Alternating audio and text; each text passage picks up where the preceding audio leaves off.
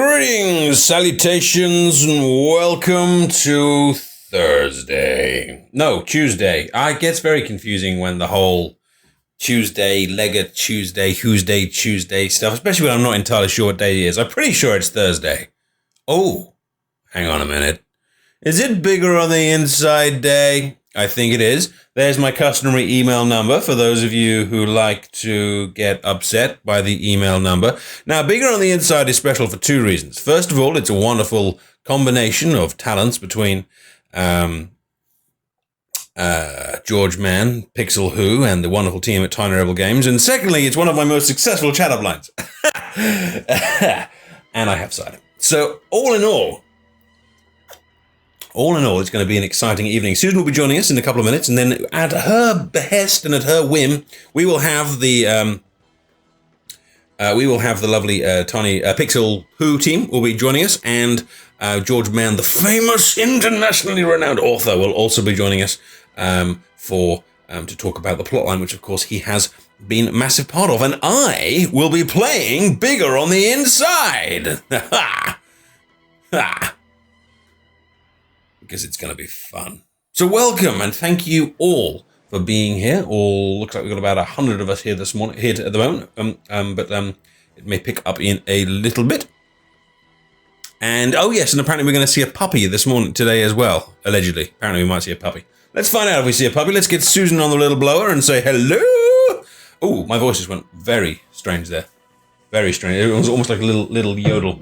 Let's see if maybe tonight's thing should be yodeling. Maybe we'll get Miss Susan and everyone who joins us to do a little yodel. I bet Nathan is looking forward to yodel right now. Hello, Susan. Hello. How are you? I'm good. How are you? Hello, Mr. Adipose. And it's Lee as well. How exciting! Of course. We're all here today. Here. Yeah. For the Big on the Inside party. Well, I'm going to get straight into it. Shall I share my screen with you, and then you can see what I'm doing as I'm doing it? I would love to see you fail repeatedly at the early levels of Big on Inside Chapter 1. Go for it. Rather than, although failing is fun, I was thinking more like director's commentary. Sure. And I think you should definitely do the voices. You hate it when I do the voices. You die a little inside. I know, but George wrote this, so he can die a little inside. Oh, that's true. Okay. Yeah. Should we get those guys on too as we start, or? You can get on whoever you want. Who do you want on? Yeah, let's get George on. Let's get the Pixel guys on. Apparently, Lee at PixelWho has a toothache, so she might be grimacing a little bit. Oh. Yeah, okay, she's a nurse. She can get lots of drugs. That's true. Like, I hope that's not how Vicodin. Yeah. That's not how nursing works, Lee. Don't spread those rumors. Nurses don't just get access to drugs. Do they not? Surely they have easier access working in a place that supplies them if they have ouchies. Well, it might be true, but we don't spread those rumors in case it isn't. What she says is, I have an ouchie. I have an ouchie. Yeah, here's some codeine. I have an ouchie. I'm going to go to the morphine cupboard. I may be there sometime. Hello. Hey, everyone. Hello. Welcome to the show. Welcome to the Bigger on the Inside party. Hello, thank you. Hello. Oh, I love that as a phrase, the Bigger on the Inside party. We need like a really small looking tent that actually has quite a large bar. Fantastic. So on the show today, of course, we have Susan and Lee. We also have George Mann, internationally famous author, and PixelWho, Nathan and Lee, who are internationally renowned artists, which makes me the least famous person here, which is terrible for my ego. I would argue that Porridge pixelated on a screen is more famous than you, Addy. Oh, yeah, but he's been in extras and everything. He was in Willow. I mean, I can't compete with being on Willow. He was. We watched it about a month ago, funnily enough. I was like, it's Porridge! We had to turn it off. Lanny got scared. It was quite scary. The monsters in there, those rat things, they're quite scary. Yeah, I think Val Kilmer when he was good. Kid movies back in the day are much scarier. Oh yeah, 80s movies. 10 minutes later, really he's freaky. screaming. Yeah. That guy in the skull, he was a scary general. Yeah, I think, And the Queen, of course, she was in. I can't remember her name, but she was in Doctor Who, wasn't she? She was in the Happiness Patrol, I think, or one of them. Oh, must have been. So I'm here starting. So if you guys are looking on Skype, you can see my screen, so you can see where I'm at to on Bigger on the Inside. So we're starting with Porridge. So come on, guys, give me some director's commentary here. Why are we starting with Porridge? What was the plan and the plotline here? Well, we ended the prologue with the first Doctor deep in the snow, battling things, and we had to wrap that up as we led into the bulk of the story, which is the War Doctor and Eighth Doctor. yeah. Right, George? Hello. So we thought we'd get those classic Cybermen going. The snow and obviously since we're in the snowmen as well. But yeah, when the prologue left off, we had Porridge, First Doctor, and Captain Jack, which is quite a team to write for, actually. So And that is quite a team. Addy, we didn't tell him to use the snowman just to piss you off. We know how much you hate snowmen, Addy. It's not that I hate the snowmen; it's I hate the volume of snowmen. It's just like dumped on me from above. now, Susan, I hate to be critical, but you've been bigging up the bigger on the inside backgrounds for quite some time on this, and it's a small grey hill. Yeah, but it's the best damn small grey hill you've ever seen. I mean, there is a little bit of shading on the second hill. I'll give you that. But Nathan, what was your inspiration? Tell us about this hill, Nathan. What was your inspiration for the hill? You got to get the right depth on those, those snowdrifts right there. It's critical. Yeah. So is this a Gallifreyan hill, an Earth hill, a Mars hill? And you see that picture on the wall, and it's just a white canvas, and you're like, I could do that. But the point is, you wouldn't know why you did that. I think, I will say, though, that was probably like the one background when Nathan was like, oh, I can do this. Yeah, I got this quick. Yeah, done.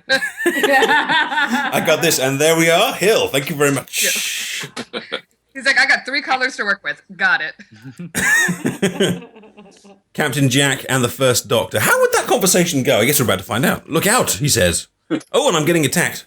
Oh, cool. So this is. I knew this already, but I shall pretend that I didn't for the point of view of the excitement. So I assume this is one of these packs where the teams are chosen for you as you play. It is not unlike Husbands of River Song. This was like a total story-driven pack and I know we get pushback from people who really like to play with the characters that they want to play with, but we felt that this was such a story-driven thing, like Husbands of River Song, that this was the right way to go. It would have just broken sort of the reality of the story too much.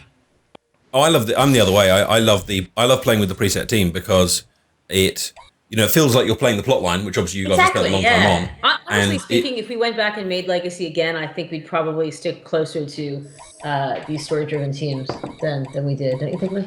I like it when there's a bit more structure to it and it's more story-driven. Yeah, it must also give you. I don't know if freedom is the right word, but more interesting choices, kind of strategic-wise, because you can control the abilities that the player has, and therefore you can customize the level. It's actually surprisingly fun to go and balance these things, because you can balance very specifically. You know who's walking in versus they can bring in anyone they want. You can balance against 3 and 2 characters, and it feels different. And we changed up the characters' abilities for that. When we started to play through like sort of an alpha version of Bigger on the Inside, there were levels where you were coming in with 2 cure stun. Actually, this team, the First Doctor was curing stun, and was it Porridge? No, it's Jack Harkness cures stun. But that doesn't make any sense. No one's stunning. So we were able to change up their abilities to have it make sense. Yeah, because it's very interesting. Like stun is so much more powerful the smaller the team you have, right? It's devastating if there's one character there, and it's much less of an issue with 6. So things like stun, we had to, when you get later in the game and you have full teams, later in this expansion, you'll start seeing things like stun. So it's interesting to sort of have to go through these and rethink how you use some of these abilities against the player. Just for a spot of interest, we'll see what the player base here thinks. I'm just going to start a vote here saying, what are your favourite style of teams? Do you prefer the preset teams? Do you prefer the custom teams? Or do you like a bit of both? Use !vote and then 1, 2, or 3 to let us know your thoughts. And if you'd like to, you can type your comments as well into the chat. And of course, we will read them. I've also cleared my question slot. So if you've got any questions for Susan or for Lee or for George or for PixelWho team, then just do !question and your question after it. The more original and the more interesting, the more likely I will be to read them out. Someone just pointed out you have an old code on screen, Addy. You might want to take that down. I know, I put my name in it. I thought it was funny. Now you have people frantically typing that in. I know. Support tickets. You know what? That just made me think of something, Addy. Do you know what we're going to do after tonight? We're going to come up with a code named after Addy. Oh, we can. We can do one-offs. Giving out like each week. It'll be called. It should be the Adipose is awesome sucks, or something like that. Rocks. Addy always loses or something like that. I love Snowman Addy. I'm gonna come up with something, and I'm gonna have the Steve guy. Hang on, we could do the word monologue with loads of zeros instead of O's. I'm sure we can get that one pretty secure. Right, that is coming next week. You know, I will say, actually, really, when we were playing through it, I enjoyed the animations y'all added to the pixelated artwork, like actually having them move. Because we with the artwork, they're just on the screen for us. So actually seeing them animated was adorable.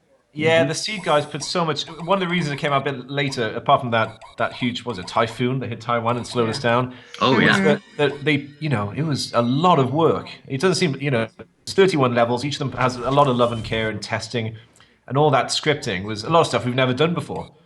We didn't have the ability to do that. It's one of those things. Again, if we went back to day one 3 years ago, we would have. Oh, Susan's so full of regret. I know, we would have riddled the game with that stuff. But it was Kunda who really started pushing the envelope of scripting, like starting with the Cyber King chase and. Yeah, he started really pushing it, seeing how far we can take the engine. The 10th Doctor falling to the ground. Remember, there were a few of those really cute moments. But he really outdid himself, I think. He really got it. The playfulness of the pixel art. You see him bouncing around on a screen. It's really quite cute. And it just makes me smile every time. Yeah, Nick. I know. I giggle. Oh, that's nice that you haven't. It isn't just kind of a pasted on artwork. He's actually kind of included it in a different style of play as well. There's even a little bit of a snow, like in this first level. There's a snow. Yeah, the snow effect is really nice. There's a snowstorm that comes through. Yeah. I like the way the Cybermen are camouflaged in the snow as well. It's like army, desert, snow combat. So now you love the background. Oh, you make it. I said I liked the camouflage. So George, how does one approach writing for 8-bit as opposed to writing in fully 3D? Did you try and incorporate that into your story? I must admit, I didn't, in the sense that the characters are the characters, and I love the pixel art. I love the way these guys have brought them to life. I think I was just before we came online, I was playing it on my phone and just watching the crypt wraiths drifting across the screen, animated, and it's just so cool. But I think really, from my point of view, it's interesting listening to you talking to Lee earlier about how you obviously customized how the effects work and the different abilities work for the levels. Because one of the things that Lee asked me to do was to try and create lots of opportunities for different types of play. But then I kind of really focused on story. And those guys then put the gaming into it afterwards, and it seems to have worked seamlessly from my point of view, having now played it as a consumer.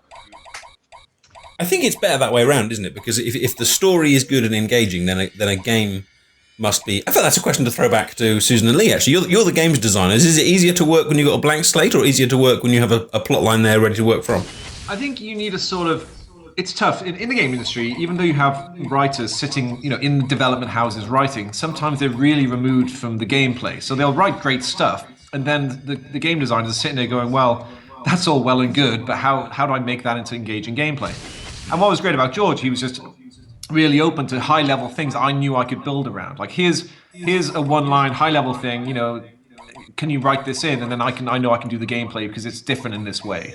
I don't want to give away too much, but things like in the Time War, I thought it'd be really cool to have a really dramatic event where your team gets whittled down slowly over a number of levels, and you feel this pressure build up, and that's a high level gameplay sort of design. It wasn't a story. That wasn't a story driven thing. That was just purely from gameplay, where I thought you could have this tension build up, the abilities would mean more, and things like that.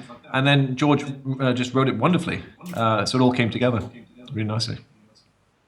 Because I must have asked you this question before, but apologies if I hadn't. Did you decide that you wanted to make a Doctor Who game first, and then thought about how you would approach it, or did you decide you wanted to make a Gem game first, and then look for the best? No, it was a intellectual property game. To go. BBC said Doctor Who's available. What would you do? And it came from there. We needed it to be something that would go on forever, and that changing the gameplay was relatively easy to create millions of levels. So and the Gem idea just fit in really nicely. It's such a playable game as well. I absolutely love it. Sit and play it for hours. Thank you, George. Yeah. I think that's what really got us into it as well. Just being a part of a game that was truly just really fun to play and just nicely built. Yeah. I think you're making me blush. I am. If you could see me, or maybe it's the whiskey. It's not the whiskey. It's probably good. Today I'm on the elderflower cider. What's everyone else on? Ooh, that sounds good. Earl Grey tea. We've got cider. Earl Grey. Nice. Hard cider. Hi. How's your tooth, Lee? We heard we were discussing your tooth. Yeah, it was so bad. I really wanted to do video, but I swear I'm making a lot of just obscene faces on this end right now. So you're a nurse. We were discussing that you must have access to the good stuff, right? Yes, I was. No, it was just. I had a root canal, not too long ago, and then now, because I've been siding on the other side of the root canal, that side of the mouth is now getting tired and saying, "Screw you! Why do you keep eating on this side?" And now that side's hurting. So basically, I have no side I can eat on. So now I feel really guilty. Susan said that you didn't want to go on camera, and I was like, "What? Are they all really ugly? Are they all just like ashamed of their faces?" And now you're saying it's because of like medical needs. Oh man. George, is yours medical needs or just ugliness? I wish I could say it was, but no. I'm just camera shy. Oh. I used to be, and then I kind of figured out. You actually see us at conventions. Actually, both Nathan and I often cosplay, so we're very much usually in front of the camera. I've never seen anyone less camera shy than those two. No, absolutely true. There's some amazing photos on their Facebook pages. Yeah, maybe next time we do this, we'll dress up for y'all. Yeah. Awesome. I see a question coming by from George about what if you have any new books in the works, because you've been so busy with us and Big Finish and Titan. Yeah, quite a lot actually, because I Victory! Sorry, Karen. Yeah, I went full time as a writer towards the end of last year because I've always written and had a day job, but I reached a point towards the end of last year where I was thankfully able to say, all right, actually, I'm going to go and write full time, and that's awesome.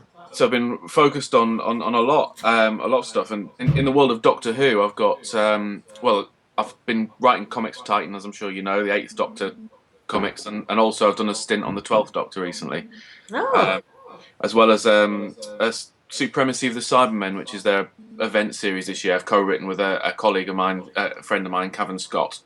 So lots of comics, and there's a new BBC Books kind of, I suppose you'd call it a reference book. I've co-written it with Justin Richards. It's called The Whoniverse, and it's kind of a history of the universe as seen through Doctor Who.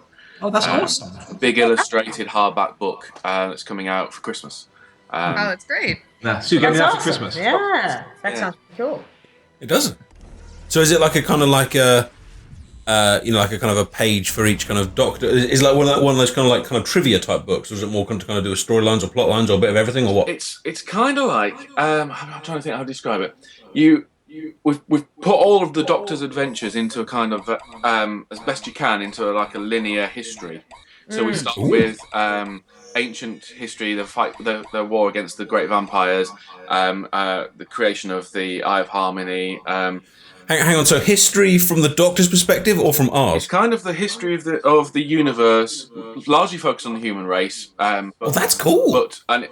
As seen through all of the Doctor Who stories. So you get everything from Curse of the Black Spot in that kind of 1700s period.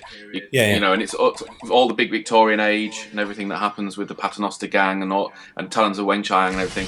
Everything's in chronological order through the whole book. So you go from the distant past to the far future, and you see everything strung in, and with a few extra little nuggets about the Time War as well. Time War nuggets. There you go. Write that down, Lee. That's a special. God, I've already written it down. That's a great name of the level. The Time War nuggets. Are there any stories which are Doctor Who cookbook, Time War nuggets? Oh yeah. Yeah. Time War nuggets. I would not eat that. If someone put that down, here we go, some Time War nuggets. I would be like, no. I don't care how long they've been around. I'm not eating them. Dip it in the sauce of Rassilon. Yes, the sauce of Rassilon. Was it what? The sauce of Rassilon. Wonderful. I think Tiny Rebel Dalek Burger should have been in that cookbook, right? Yeah, but there's no Rassilon sauce in the Dalek burger. Come on. Was there? The sauce makes it, really. Surely it would be. And now I'm against pixelated snowmen. Really? I love the way they loomed out of the snow, though. What are they? They're strange objects, they're snowmen. What are they going to be? They're snowmen. I can't tell what they are. They're snowmen. Oh my God, they're snowmen. It's great. So one really cool thing we managed to do here was get Josie in. And we after it was written, we talked to the Titan guys. Well, Susan did. Do you want to explain? Yeah. Originally Josie was just going to come on as someone in your group, that you weren't going to collect, and we realized that was kind of silly. That we could certainly add Josie into the game as well. So the Titan guys were kind enough to send me probably 6 or 7 versions of Josie. So she's in the game now. But I picked my favorite, and we're gonna add some costumes. Fantastic. Because that's what nepotism is for. I get to pick my favorite, and you all take it. Assume for a second that I am a TV-based Philistine, and give me a 1-minute biography of Josie. I'm gonna leave that to George. So Josie is a companion for the 8th Doctor that created by me and Emma Vicelli, who for the comic series, and she appears kind of late in the Doctor's 8th Doctor's life. So the time so in the second 40 minutes. Yeah. So it's the Time War started. It's going on, and he's kind of at the stage where he's still ignoring it all. And he goes back to his cottage in Wales. In the old Countdown comics, the 3rd Doctor had a cottage in Wales, and I really wanted to bring it back. So you have the Doctor at the start of the comic series decides to he's looking for his copy of Jane Eyre, and he realises he must have left it in his 3rd incarnation at his cottage. So he goes back to find it, and he finds a squatter in his house, and it's Josie. She's an artist. But the interesting thing is she's painting pictures of all sorts of things that she should never have seen. Different monsters. There's a picture of Clara on the wall. Of course, he doesn't recognise Clara at this point, but she's seen all these things, and it starts him being curious about Josie and how does she know about these things. And in that first story, all her paintings start coming to life, and the monsters are terrorising the people of the village. And she helps him solve the problem. But at the end of the story, he takes her with him. Partly because she's cool and he's looking for a new companion, and partly because he's a bit wary and he doesn't know what's going on with her and thinks there's a bigger story and he wants to find out what's going on. So that's the kind of premise behind that 5-issue mini-series. Sounds nice. Sounds like a really original and fun idea to kind of read about. And a companion who's instantly intriguing as well. That was what we wanted to do. We wanted to kind of do something a bit different. She's a bit punky. She's she's got dyed blue hair and shaved hair and a few piercings, and she's kind of stands up for herself. And I think Emma did such a fantastic job on her design as well. I mean, I think I really enjoyed doing her pixel version. Yeah, and she looks so cool as Pixels as well. I was posting on Facebook yesterday going, Emma, have you seen the Pixel version? She was over the moon to see it as well. So, but yeah, it makes it's what's lovely for me as well as a creator is it kind of it makes her seem more real, if you see what I mean, because she's gone from being just part of that one story to becoming a bigger part of the Who world by coming into the game and transferring across media as well. So it kind of she feels even more authentic now as a companion, which is lovely. But I guess because she's slightly independent of you now, it's almost like a child who's taken their first steps. Oh my God, she's grown up. She's got artwork of her own. Yeah. And and obviously I've been really cheeky, and Lee and Susan were very accommodating to let me have Cinder and Josie in this story as well. So I get to put these 2 companions I've created. So this is just a big advert for your work, basically. I think it's really important when working with external writers to let them have as much freedom as possible and sort of guide them as far as game design needs to go. But when it came to like which companions, it's completely up to you. This is a story driven. And George was like, which one shall I choose? Let me think. I've got about 100 to choose from. I'll go for my 2. Put in because I'm a huge 8th Doctor fan, a huge War Doctor fan, and the choices were just brilliant for each scene in this. Oh, thanks. And Cinder needs more. I mean, because Cinder was a brilliant companion, and it's good to see her again. So it's good to take the opportunity. I will defend George from the point of view that it's good to have more Cinder. It's good to see more of companions and Doctors that you haven't seen much of, which is why it's good there's more 6th Doctor and 8th Doctor that you can find on Big Finish adventures and comic adventures, because it fleshes out those characters that you're a bit more hungry to see. Speaking of which, any more War Doctor around? As in fiction or in the game? Yeah, I mean, do you know of any more? I mean, obviously you wrote for the once for the War Doctor. Do you know if there's any? Are you working on any more War Doctor stuff, or do you know of any other comics or cartoons that are working with him? I'm not working on anything else at the moment other than his appearance in Bigger on the Inside. I mean, I'd love to write another War Doctor novel, but I think the BBC books work very much with the TV series. Really, they follow what's happening with the TV series. So the current Doctor, obviously, is the 12th Doctor, and they're focusing on novels for him at the moment. So I don't think that's coming anytime soon. But he's been making lots of appearances in Titan Comics. So and the Big Finish audios. And the audios as well. Yeah. But saying John Hurt obviously reprised the role for the Big Finish audios as well. So they've released 2 sets now, I think, and there's 2 more to come. So yeah, there's plenty of War Doctor out there for people who are big fans. PixelWho guys, how much I know your job is obviously colossal because your mission is to do everyone from everything, but how much have you been able to go outside the TV show to do people from the comic books or people from the books? Not very much, which is why it's very exciting to be able to do it here. Yeah, I think the limitations is how much visual reference we actually have for it. So obviously for the comics, there was a lot more than for any of the audios. The audios, it's usually just the cover. Which doesn't really tell us much about what they usually wear, or honestly, one of the things we always joke about is like we can't see what their shoes are like, and we always we always do pixelations from head to toe, so we need to see what's on their feet. Yeah, but is that more? Obviously that's very different. Is it fun having the kind of creative freedom, or is it actually more kind of parent? Is it more worrying because you're kind of like, what if I get it wrong? What if she'd never wear heels? What if he would never wear heels? Oh yeah, well, a little bit of both actually. There is a certain amount of freedom, when you're doing something brand new for the first time, which is why we had a lot of fun doing like the Dalek degradations later on and things like that. We had a written description for those, but that was about it. But at the same time, though, you have the challenge with things that people haven't seen before, whether they will have like an emotional connection with it. So that's kind of one hesitation we have, in doing a lot of wholly original stuff. But honestly, he loved it. I can't tell. From my point of view, watching him, he was so excited doing the degradations. To be honest, he was sitting there doing like 20 iterations of what you had written about George, because he was just like, I get to do something original. He's like, okay, I'm going to do all these different types. Which ones do you like? So he actually really, really enjoyed doing the original artwork. In the end, we ended up with quite a lot of stuff that is original, like the plaza from the end. Mm-hmm. Yeah. The Asmus. There's a bunch in it. The degradation Daleks is. It's a surprising amount when I look back at it. We were planning to do something zero. And we got to have the Time War Daleks, which took some effort. Yes. Oh, the degradation Daleks.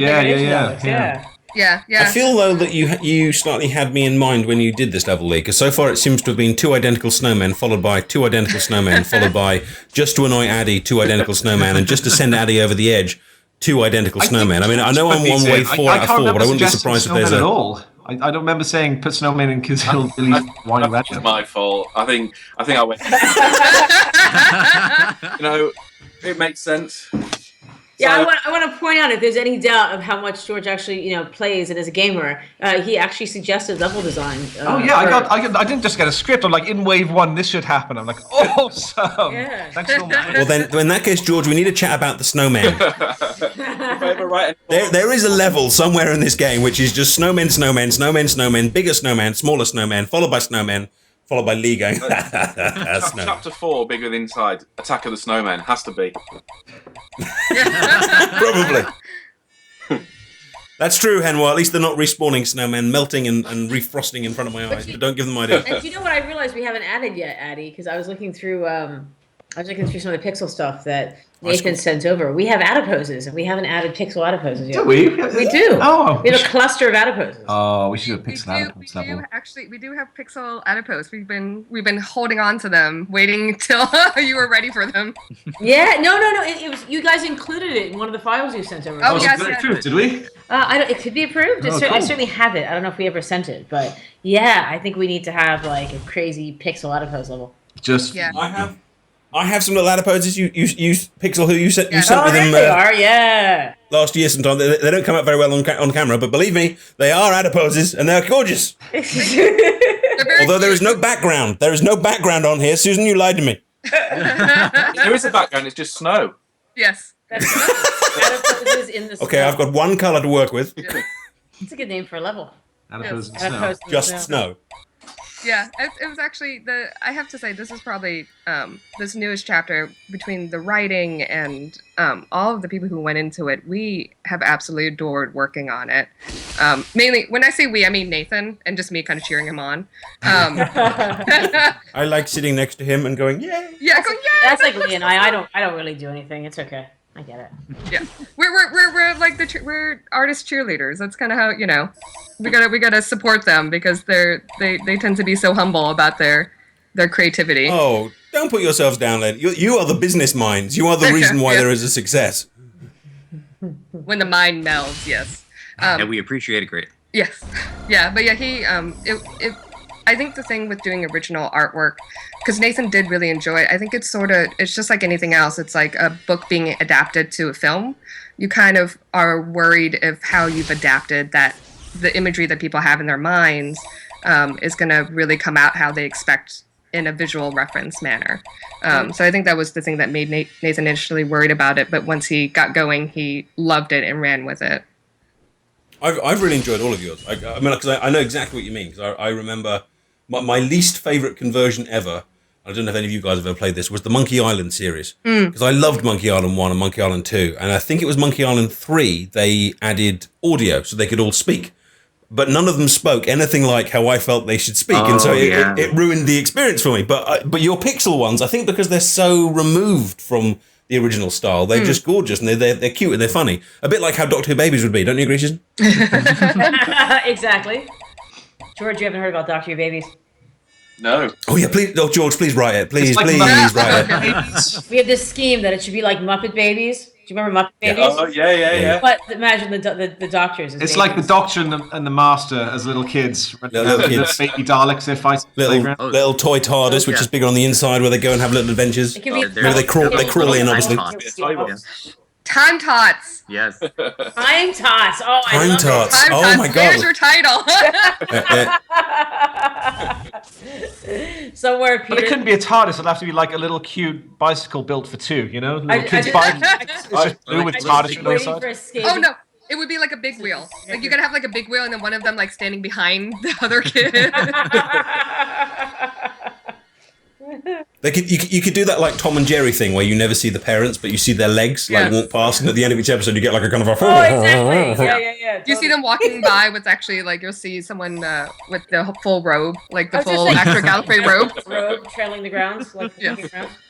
You could have all sorts of like really, really like obscure youthful references for things that come a lot later, like a really small face of Bo, or like a they could just like walk past the what's that big cube that the Doctor gets locked in at some point? Pandora's The box. Pandorica. Okay. Yeah, the Pandorica. Like at some point they could just crawl past the Pandorica and never mention it. So just little things like that. And they'd all have to have their little costumes as well, wouldn't they? Like Tom Baker with the hat scarf and the Yes, and the scarf would like trail out behind him by several meters. Explain where these came from. So you could have an episode where it's really, really cold, and they knit him a nice scarf, and that's why he has a nice scarf. And Yeah. You could have the origins of hang Jelly on. Babies. Could be like the Cookie Monster, who's learned that celery is better for you than cookies. There you go. He's the chef, is he? Yeah. Okay. Oh, and the Sixth Doctor's coat has to be like Linus's blanket, which he just trails around. It's a patchwork blanket. Yes. I have no idea why Pete isn't listening and commissioning this as we speak. Because this is Really money. This is real money, right? About Doctor Who babies, it's not gonna happen. Yeah, it's like, well, the brand team feels this is not on brand. Please shut the hell up forever. I must say, the Doctor Who brand team were amazing in Cardiff about getting all this approved. Yeah. I don't think we had to ask for any art changes. I don't think we had to ask for any script changes. All we got were notes that they loved him, which is great. I would, Which is The history, the production team in Cardiff loved it. Loved the history. Oh, yeah. Yeah. We have to say it's amazing for us to just be like, you're like, hey, the Doctor Who brand team said yes to this. We're like, what? They're approving all of our artwork. That's amazing. I was fully expecting to have to rewrite the script, to be honest, because I thought we pushed the envelope a little bit with kind of what I thought we'd get away with, and they just came back with, this is it's great, didn't they? It was just Yeah. great. You mean the Time War stuff? Yeah.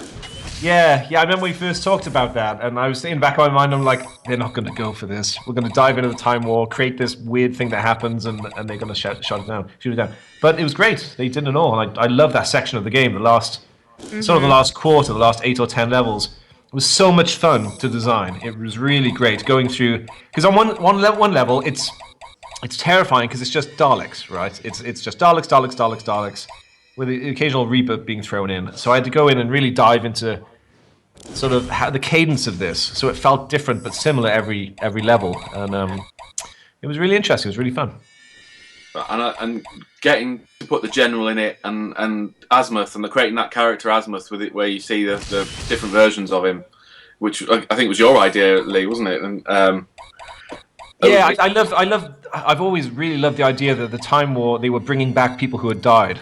Like, I think that's the most horrific thing ever, and I think speaks to something really unique about the Time Lords, that they could do something like that.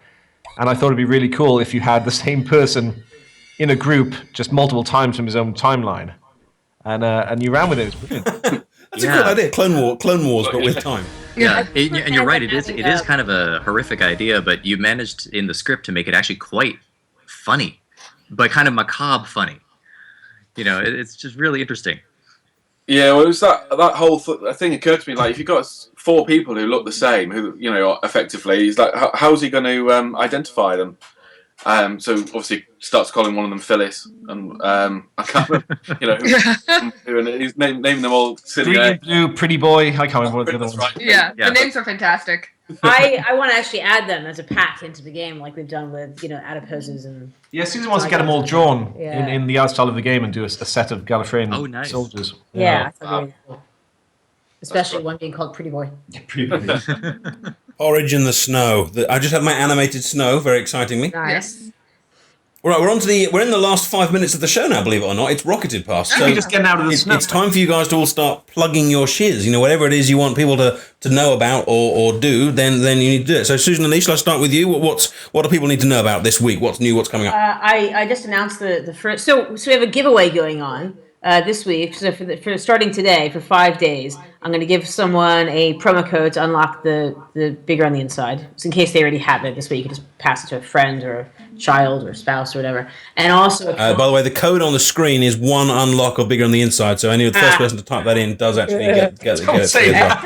You get so much hate. And it also gives them a code to unlock every pixel costume in the game. So we're going to get those 2 codes. So I just announced Kithra Cox on Twitter won the first one. So I'm picking these at random from everyone who retweets the message on Twitter. So we'll pick 4 more people, 1 a day for the next 4 days. So good luck if you haven't entered, enter. And something we're working on. So this expansion was the first time you see the History Eater, which George came up with, and you see in the pixel style. But that was adapted from Pest's art. He actually drew, you know, the History Eater, and we're going to put that in a fan area level. And the team really wants to do a whole new set of abilities exclusively for the History Eater. So we've been working on that this week. So we're going to do a client patch soon, and put in some new abilities to do with combos. You have to combo over a certain amount to do damage to him. So some fun new abilities coming. And we have some new drops coming to the game, or things that have only been accessed by code. We're going to be adding Shade, Frobisher, and Absalom Doc from Doctrine Magazine will be coming into the game itself. That's only by code right now. We'll be putting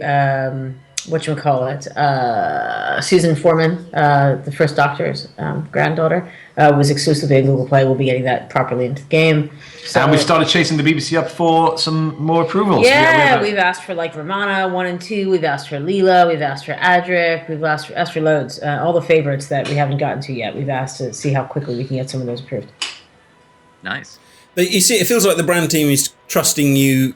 I remember when we first started doing these shows, you were very nervous about what they would approve, and I remember you coming back quite a lot and saying, "Oh, we've had to change this, and we've had to change that." But it feels like over the last year, there's been a lot more. Yep. Like, do you feel they're kind of trusting you on your madness? I think it's both sides. We know what we can and can't ask for, and they're more comfortable with us, you know, and they know what we do now, and that we put a lot of effort into stuff, and we really love Doctor Who. Yeah. So I think it's a bit on both sides. I think. Mm-hmm. Everyone's asking for Adric again.